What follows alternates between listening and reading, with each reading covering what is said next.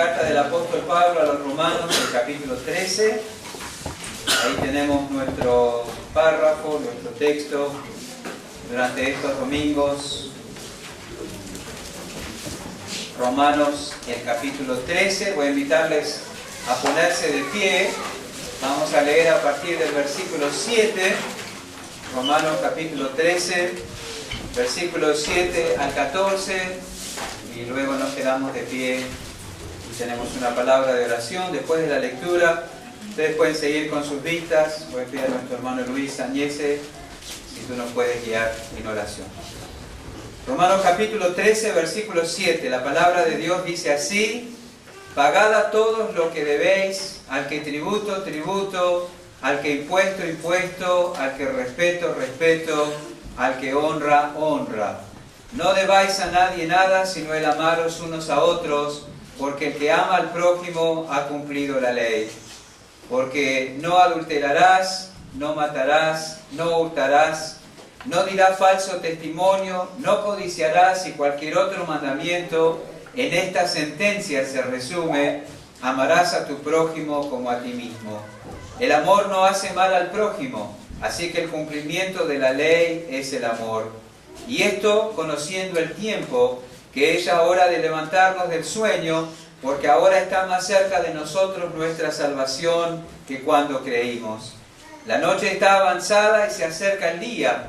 Desechemos pues las obras de las tinieblas y vistámonos las armas de la luz.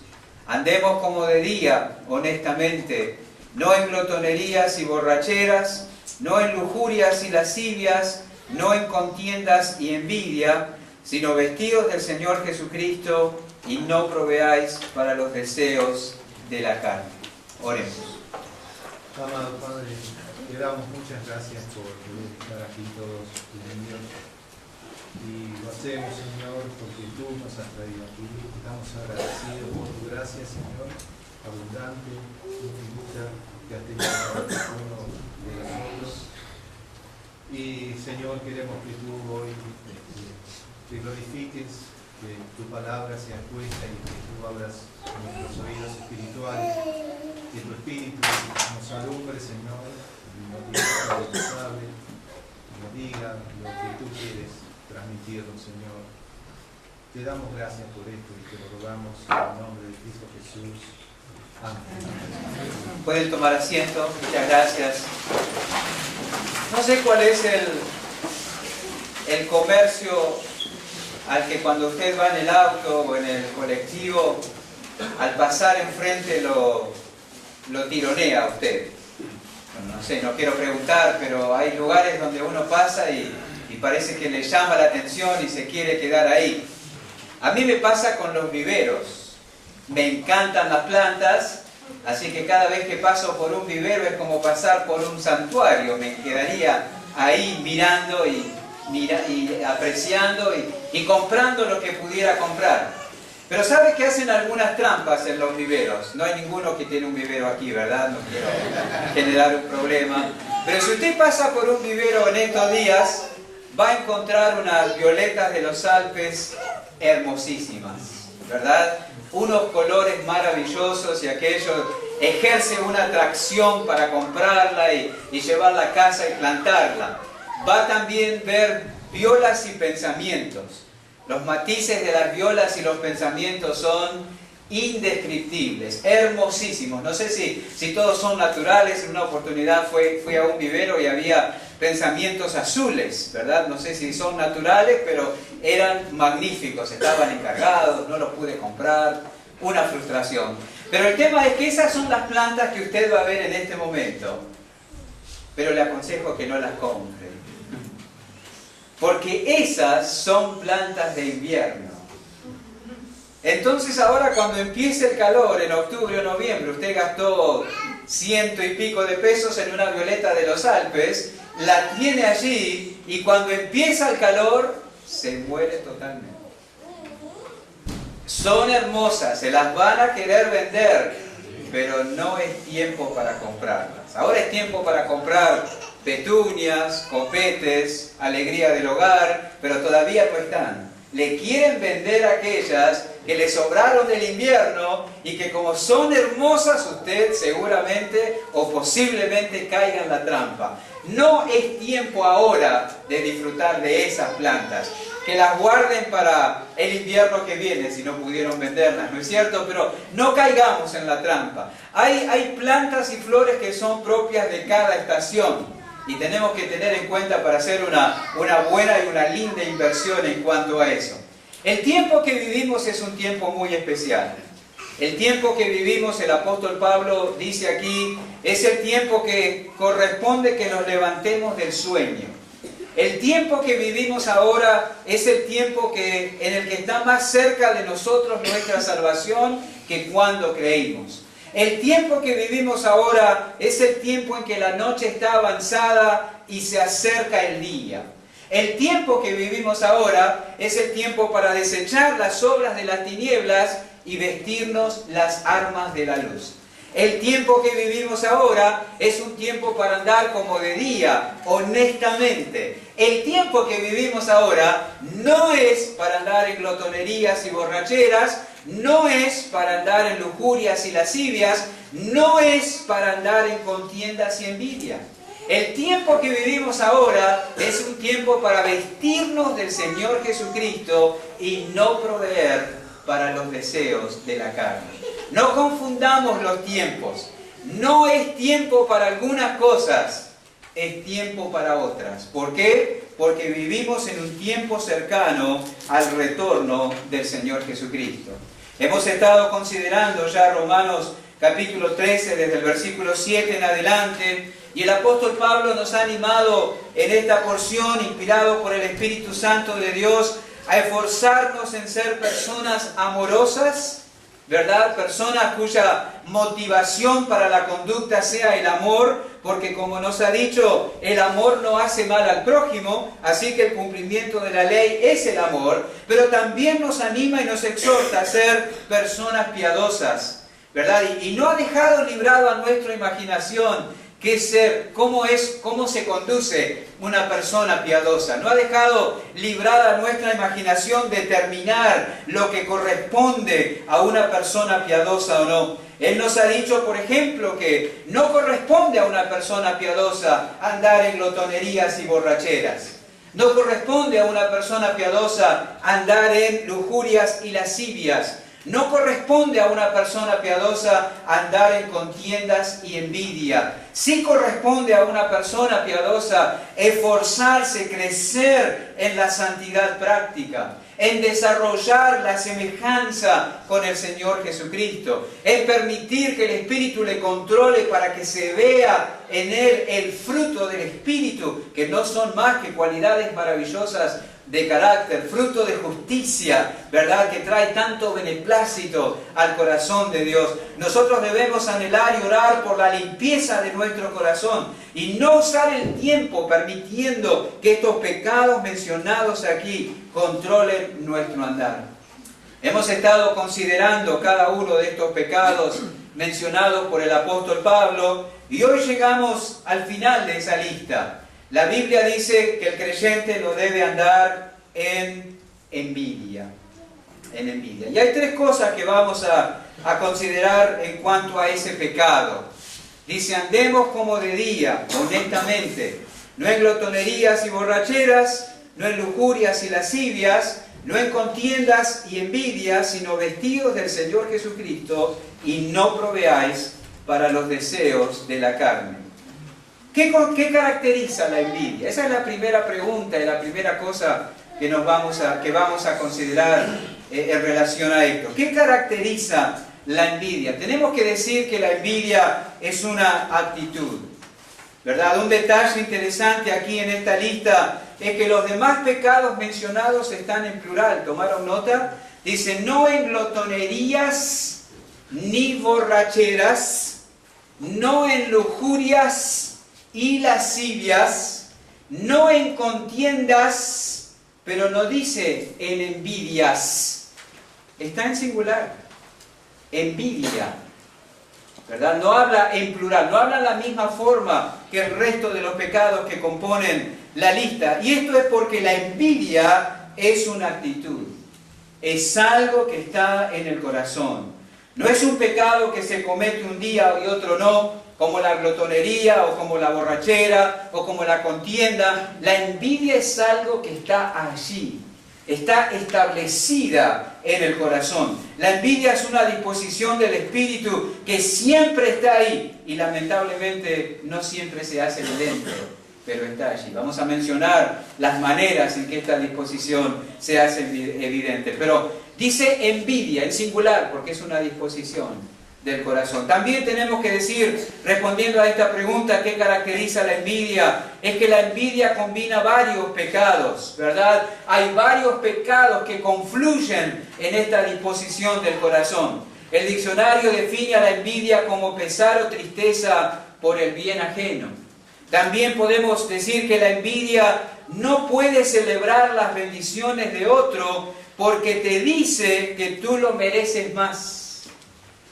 La envidia no te permite celebrar las bendiciones que otro disfruta porque te dice a ti que tú mereces más esas bendiciones que la otra persona. En la envidia hay un componente de codicia, hay un componente de orgullo, hay un componente de descontento, ¿verdad? La palabra en griega para envidia es celos, afecto negativo por el bien que otros tienen. El apóstol Pablo coloca la envidia en último lugar de la lista, no en glotonerías y borracheras, no en lujurias y lascivias, no en contiendas y envidia, algo así como enfatizando que es un pecado raíz, un pecado que está en la raíz de muchos otros. Algo así vemos en el 10º mandamiento, no codiciarás. La envidia, así como la codicia, lleva a otros pecados. La envidia, así como la codicia, lleva a otros males, al hurto, al enojo, al chisme, a la calumnia, a la mentira, a la avaricia, aún al asesinato. La envidia puede hacernos resbalar. La envidia puede llevarnos a dudar de Dios. La envidia aún puede llevarnos a abandonar el camino de la fe. La envidia puede llevarnos a dudar de la conveniencia del andar piadoso. Tomemos nota de las palabras del salmista en el Salmo 73, sin perder Romanos capítulo 13, porque ese es nuestro texto base. Pero vayamos al Salmo 73, seguramente un salmo conocido por la mayoría, si no todos de nosotros. Salmo 73 es un salmo que desnuda el corazón de Asaf. Salmo 73, leemos a partir del versículo 1, ciertamente es bueno Dios para con Israel, para con los limpios de corazón. En cuanto a mí, casi se deslizaron mis pies, por poco resbalaron mis pasos. ¿Por qué? Porque tuve envidia de los arrogantes, viendo la prosperidad de los impíos. Porque no tienen congoja por su muerte, pues su vigor está entero. No pasan trabajo como los otros mortales, ni son azotados como los demás hombres. Por tanto, la soberbia los corona, se cubren de vestido de violencia.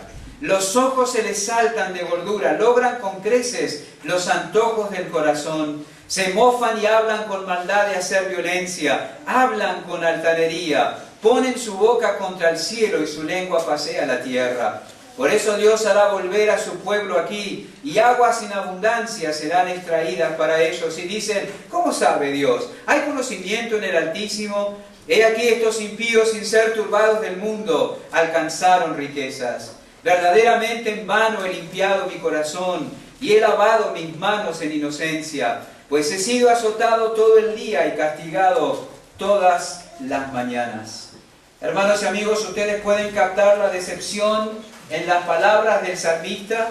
Verdaderamente en vano he limpiado mi corazón y lavado mis manos en inocencia, pues he sido azotado todo el día y castigado todas las mañanas.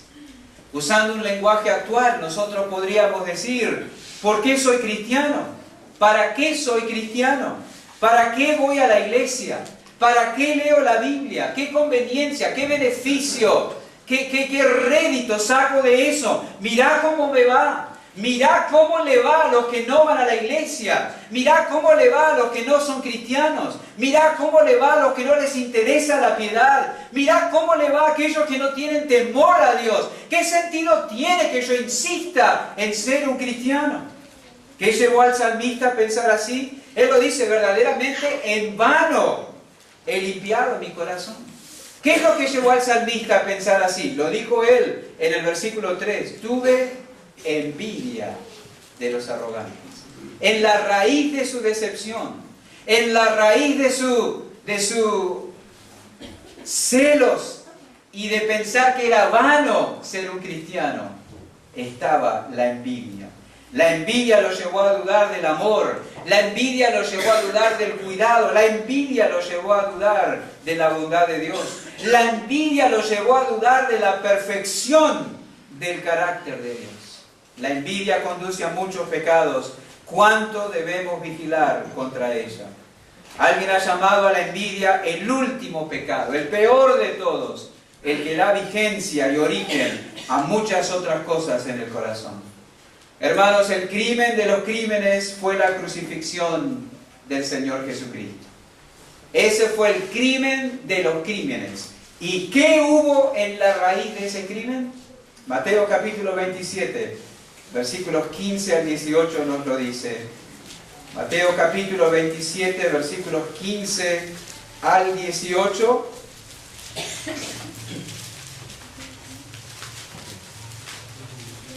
Mateo 27, 15 dice: ahora bien, en el día de la fiesta acostumbraba el gobernador soltar al pueblo un preso, el que quisiesen. Y tenían entonces un preso famoso llamado Barrabás. Reunidos pues ellos, les dijo Pilato: ¿a quién queréis que os suelte? ¿A Barrabás o a Jesús llamado el Cristo? Porque sabía que por envidia le habían entregado. En la raíz del crimen de los crímenes estaba esta disposición de corazón. Había envidia, dice la Escritura. Qué terrible, ¿verdad? La popularidad y la integridad de Jesús despertó en sus enemigos la envidia. Y la envidia los movió a intentar deshacerse de él. Así que la envidia es una disposición del corazón. Es una disposición del corazón que combina varios pecados, pero también, y por eso tenemos que estar atentos, la envidia es fácil de contraer. Es muy fácil de contraer. Y más especialmente en nuestros días, donde hay tanto que se puede envidiar, ¿no es cierto? Se puede envidiar el auto, la casa, la ropa, el celular, la tablet, la cámara fotográfica, la belleza, el físico, el perfume, el talento, el don, los hijos, la cordialidad, la aprobación, las amistades, el conocimiento bíblico, la piedad, el gozo, la prosperidad, el progreso, el crecimiento, el amor que otro recibe de los demás, sus posibilidades económicas, la salud, el lugar donde va a pasar de vacaciones. ¿Cuántas cosas se pueden envidiar hoy en día? Y la lista puede extenderse muchísimo más. Es muy fácil contraer este mal. Pero el apóstol Pablo, inspirado por el Espíritu de Dios, dice que el creyente en este tiempo de la historia, en esta hora en que vivimos, una hora cercana al retorno del Señor Jesús, una hora en que está más cerca nuestra salvación, que cuando creímos, no debe andar en envidia. No debe andar en envidia. La segunda pregunta que nos vamos a hacer referido a este pecado es: ¿cómo puedo saber si soy envidioso? Ya que es una actitud que está en el corazón, no es algo que uno le pueda preguntar a otro: ¿estoy bien peinado? ¿Tengo mal aliento? ¿Me queda bien? ¿Combina? No podemos. ¿Cómo puedo saber si soy envidioso? Por supuesto, mirándonos en el espejo de la Escritura. Y cuando uno lee el Salmo 73, puede encontrar algo así como la radiografía de un envidioso. Y es importante pasar por ese Salmo en reiteradas oportunidades, examinando la condición de nuestro corazón. Esta información que encontramos ahí, no debemos usarla contra otros, sino para evaluarnos a nosotros mismos. El Salmo 73 no vamos a considerarlo ahora versículo por versículo, pero vamos a extraer algunos principios y tips y parámetros que nos van a permitir tomar nota con la ayuda del Espíritu de Dios si realmente somos envidiosos. Aquí se habla de algunos síntomas de este mal. En primer lugar, vemos en el Salmo 73 que el envidioso vive pensando y hablando de lo que tienen los demás. No tiene otro tema. El envidioso vive hablando de lo que tienen los demás. Que la ropa de fulano, que el auto de mengano. Lo de otros es el tema dominante en la mente y en la conversación. ¿Y dónde lo compró? ¿Y cuánto le habrá costado? ¿Y quién sabe cuánto le va a costar mantenerlo, verdad? El envidioso vive hablando de lo que tienen los demás. También el envidioso vive comparando lo suyo con lo de los demás. Eso hizo el salmista. Los miró, los vio, hablaba de lo que ellos tenían y hacían, y se miraba a sí mismo, se comparaba su condición, sus logros, sus bienes, sus posesiones con lo que los demás tenían. Yo no puedo comprarme esa ropa, yo no podría mantener ese auto, yo no puedo comprar en ese supermercado, yo no podría tener ese estilo de vida. El envidioso vive comparando lo suyo con lo de los demás. También vemos en el Salmo 73 que el envidioso pasa tiempo pensando cómo sería su vida si tuviera lo que tienen los otros. Si yo tuviera ese trabajo, si yo tuviera ese capital, si yo tuviera esas posibilidades, si yo me hubiera casado con tal persona. Cuidado, esas son evidencias de envidia en el corazón. El envidioso se enoja cuando otro logra lo que él no puede lograr. La envidia es como un fuego. En Santiago capítulo 4, que miramos eso también el domingo pasado, Santiago capítulo 4, a partir del versículo 1, dice: ¿de dónde vienen las guerras y los pleitos entre vosotros? ¿No es de vuestras pasiones las cuales combaten en vuestros miembros? Codiciáis y no tenéis, matáis y ardéis de envidia y no podéis alcanzar. Nosotros usamos una expresión más coloquial: arde. No decimos arde de envidia. ¿Cómo decimos? Se puso verde de envidia. ¿No es cierto? El envidioso se enoja por lo que los demás tienen y él no puede lograr. Él lo logró, ella lo obtuvo. Progreso económico, avance laboral, logro académico, ministerio en la iglesia, adquisición de una propiedad, avance en la vida. ¿Por qué siempre consigue lo que se propone? Y yo acá estancado, siempre contando las monedas, siempre en el mismo espacio, siempre en el mismo lugar. El envidioso se enoja por los logros que otros alcanzan y él mismo no puede obtener. También aprendemos en el Salmo 73 que el envidioso habla mal de los que obtienen logros que él no puede alcanzar. ¿Vieron cómo es? Si yo tuviera el dinero que él o ella tiene, no lo hubiera gastado en eso. Los hermanos de José hablaron mal de él. Cuando lo vieron venir dijeron: ahí viene el soñador. Ardían de envidia.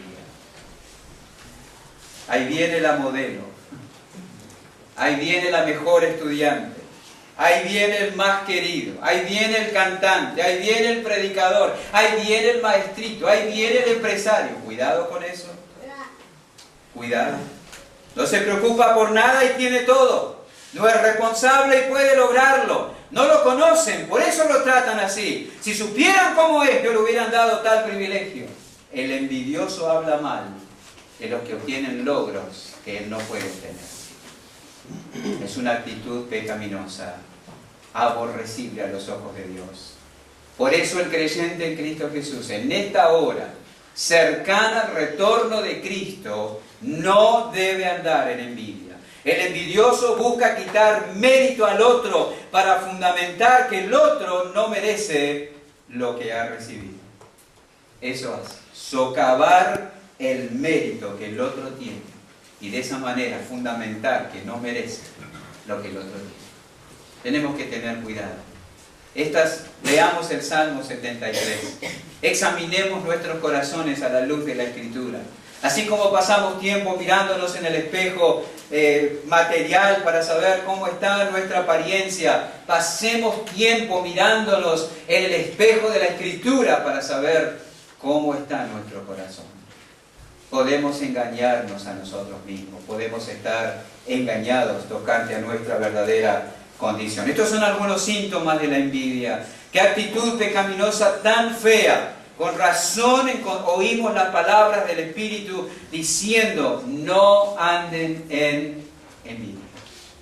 Y la tercera pregunta se impone. Ya hablamos de qué caracteriza la envidia, hablamos de cuáles son los síntomas de la envidia.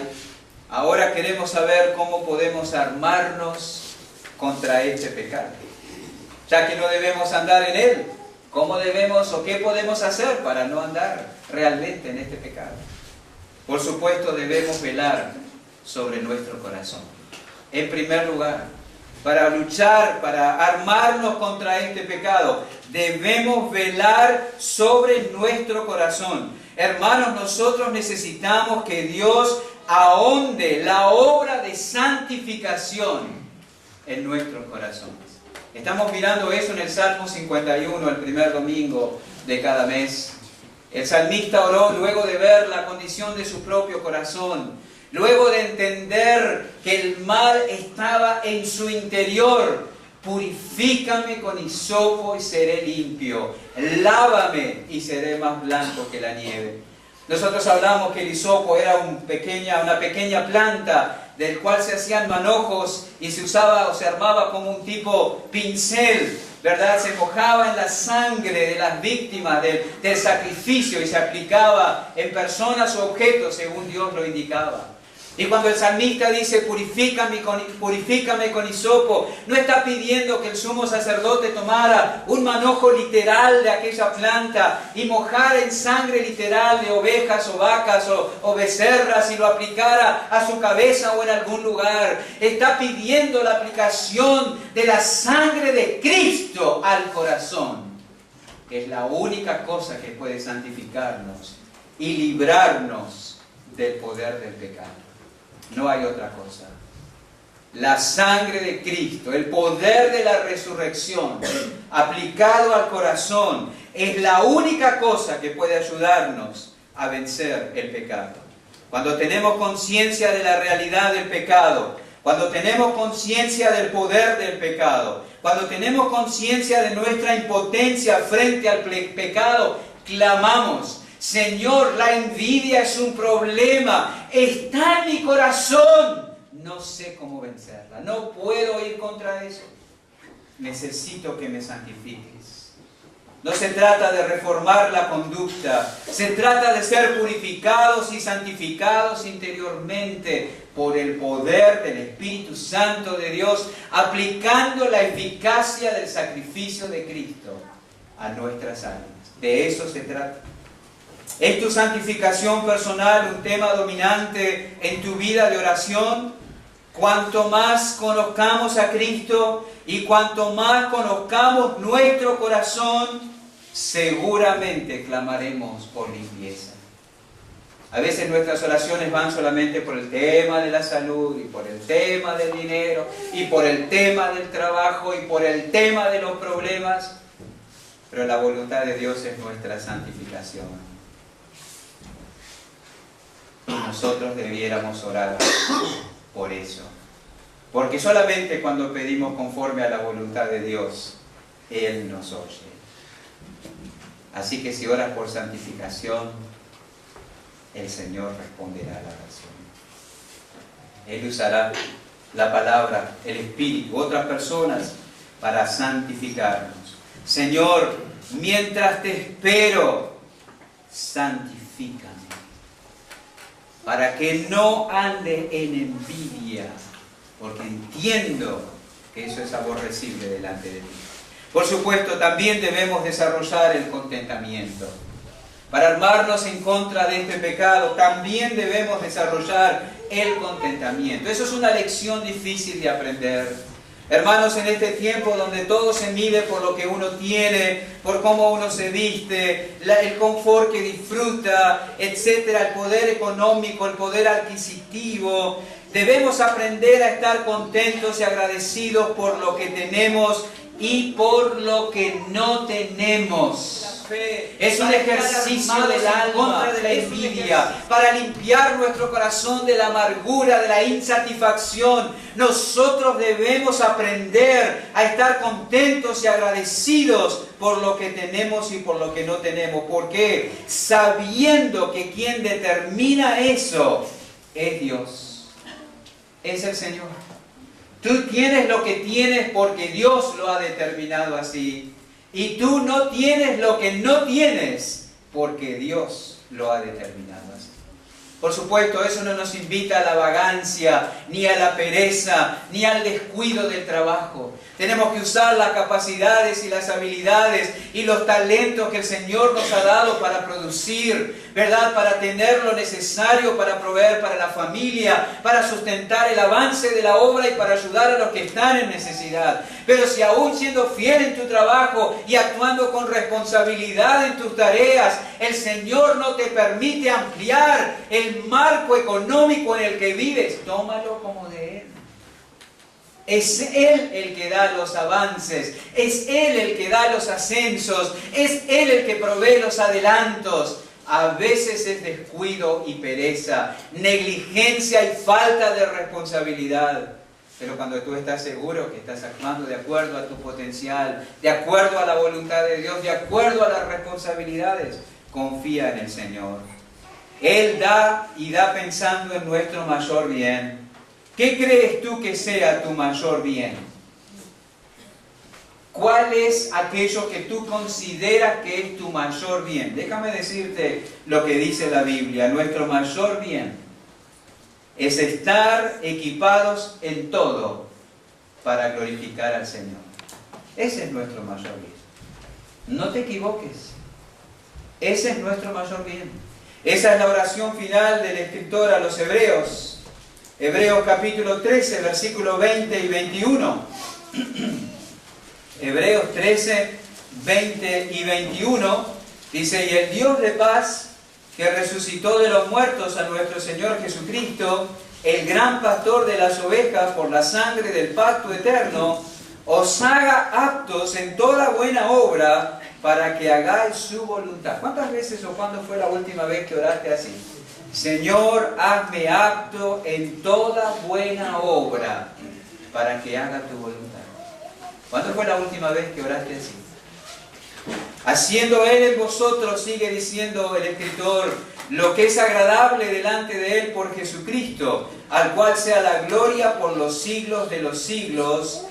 Amén. Así que nuestro mayor bien, lo que debe primar en nuestro corazón, es estar equipados en todo para glorificar al Señor. Señor, yo creo que necesito tal cosa, pero ¿piensas tú que lo necesito para traerte mayor gloria? ¿O tu voluntad es que yo esté en este marco y glorificarte en esta circunstancia? ¿Cómo es? Él sabe cuáles son aquellas cosas necesarias para que nuestras vidas le glorifiquen. Él sabe cuándo es momento de glorificarle con buena salud o es momento de glorificarle en enfermedad.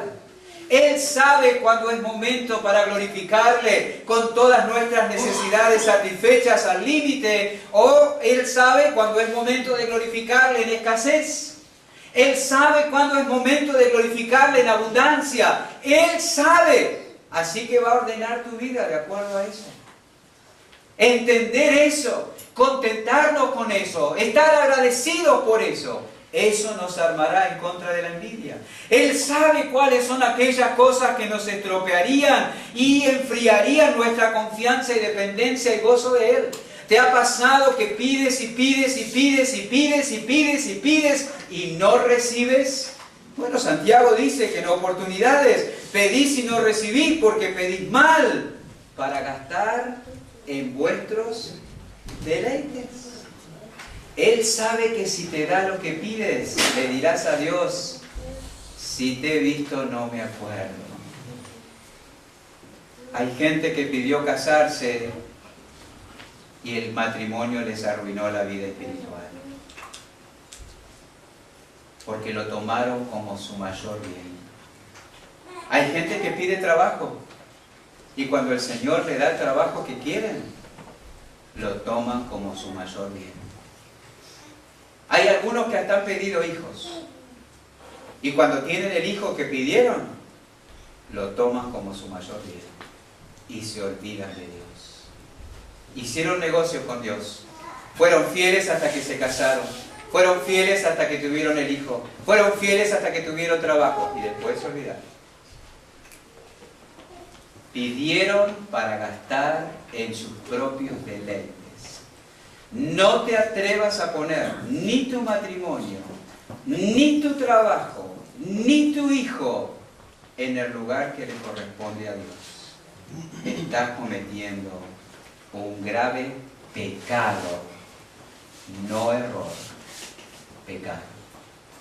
Porque nada debe ocupar en nuestras vidas el lugar de Dios. Así que si Él no te da lo que pides, quizás es porque Él sabe que lo vas a poner en consideración en tu alma en un lugar que no corresponde. Entonces dale gracias por no hacerlo. Cuando entendemos esto, estamos contentos. Y no me enojo por lo que Dios me confía. Y no me enojo por lo que Dios no me confía. Y no me enojo por lo que Dios le confía a otros, porque Dios distribuye sus bienes, sus beneficios, sus bendiciones y su bondad como Él quiere, de acuerdo a su voluntad, sabiendo lo que es mejor. A lo último, esto tiene que ver con el hecho de que tu vida esté centrada en ti o esté centrada en Dios. Si tú estás en el centro, querrás tener todo aquello que contribuya a tu felicidad y comodidad. Querrás las cosas para gastar en tus deleites. Pero si Dios es el centro de tu vida, dejarás que Él decida qué es lo que necesitas realmente para vivir una vida que le glorifique a Él. Dios determina qué tengo y qué no tengo, pensando en mi bien final, estar equipado para glorificarle.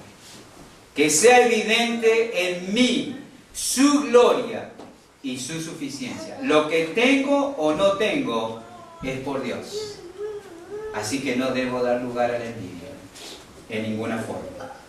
Recuerden, Él no nos negó lo mayor. ¿Recuerdan Romanos 8:32?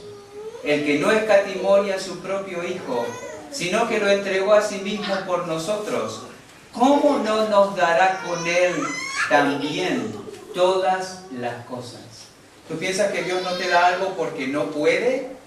No. Él no te da algo porque no quiere. No porque no pueda,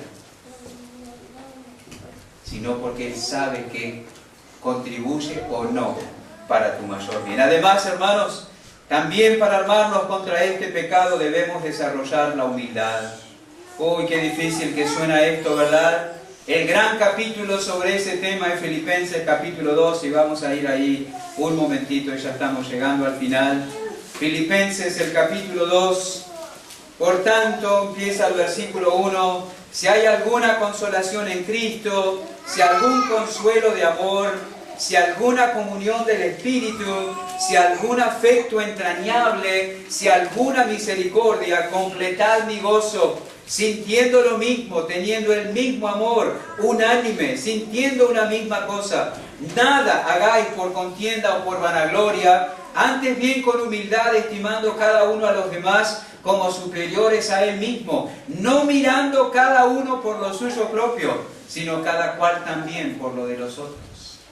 Recordemos, la envidia te dice que el bien que el otro ha recibido es inmerecido. La envidia te dice que el bien que el otro ha recibido es inmerecido. No lo merece, lo mereces tú. La envidia maximiza tus méritos y tu valor y minimiza el valor y los méritos de los demás. Y eso es lo contrario a lo que leemos acá. Nada hagáis por contienda o por vanagloria. Antes bien con humildad, estimando cada uno a los demás como superiores a él mismo, no mirando cada uno por lo suyo propio, sino cada cual también por lo de los otros. Haya pues en vosotros este sentir que hubo también en Cristo Jesús. La envidia te hace pensar que tú mereces todo y el otro nada. ¿Qué actitud más contraria a la humildad que esta? ¿Qué actitud más contraria a la disposición que vemos en Cristo en esta? Él merecía todo. Pero mientras anduvo en la tierra, no tuvo nada. ¿Tú no tienes auto? Hay alguien, no para que levanten la mano, pero ¿cuántos dicen acá, cómo me gustaría tener un auto? Jesús no tuvo. Tuvo que pedir un burro prestado para entrar en la ciudad de Jerusalén, porque no tenía. No tenía. La mayoría de nosotros tiene mucho más que lo que tuvo Cristo mientras anduvo en la tierra. ¿De qué te quejas? ¿Tienes almohada? Jesús no tuvo. El Hijo del Hombre no tiene dónde recostar su cabeza. No te quejes y no envidies a otros. ¿Piensas que mereces más? Quiero decirte algo. Si a ti y a mí se nos diera lo que mereceríamos, estamos perdidos. Estamos perdidos. Todo lo que tenemos no es merecido. Es por pura gracia. Solamente. Si tengo la oportunidad de servir, dice el apóstol Pablo en 1 Timoteo 2, es por pura misericordia. El envidioso piensa, ¿y cómo no me dieron todavía? ¿Y cómo no me dieron todavía una responsabilidad? Pablo dice, es por pura misericordia que me ha dado el Señor el privilegio de ser apóstol. Esa disposición hizo de Pablo un siervo tan eficaz. No es tiempo para andar en envidia. Al contrario de eso, y terminando Romanos 13, dice que sí es tiempo de vestirnos del Señor Jesucristo. Dice Romanos 13:13, andemos como de día, honestamente, no en glotonerías y borracheras, no en lujurias y lascivias, no en contiendas y envidia, sino vestidos del Señor Jesucristo y no proveáis para los deseos de la carne. Así que para luchar contra la envidia, no tenés que poner una cintita roja atada al auto atrás. Eso no sirve ni para la envidia de los demás. Pero para luchar contra tu envidia, debes vestirte del Señor Jesucristo. Primero debes conocer a Cristo como tu Salvador.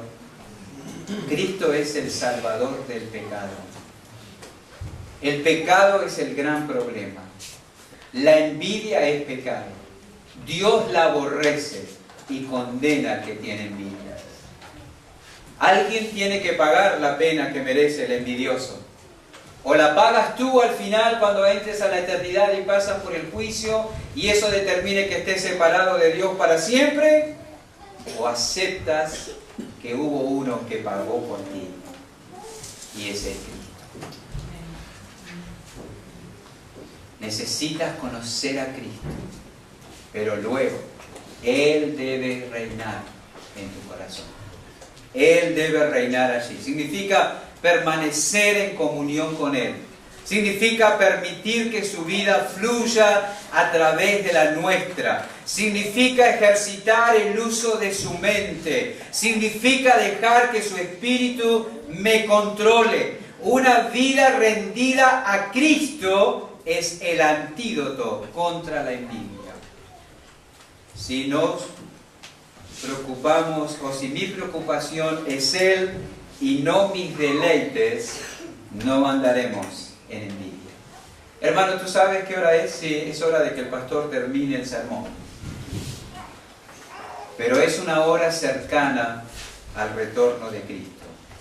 Y no debemos andar en envidia. Al contrario, debemos vestirnos del Señor Jesucristo. Oremos. Padre, gracias te damos por la oportunidad de abrir la Escritura y escuchar tu voz, escucharte a ti hablándonos a través de ella. No permita que las aves vengan y quiten de la mente y del corazón lo que ha sido sembrado. Tenemos un enemigo que se complace en hacernos olvidar completamente de lo que hemos escuchado. No lo permitas. Que tu Espíritu nos recuerde la Escritura, llevando a Cristo a aquellos que aún no han ido a Él, y volviendo a Cristo en consagración y humildad a aquellos que han descuidado la permanencia en Él.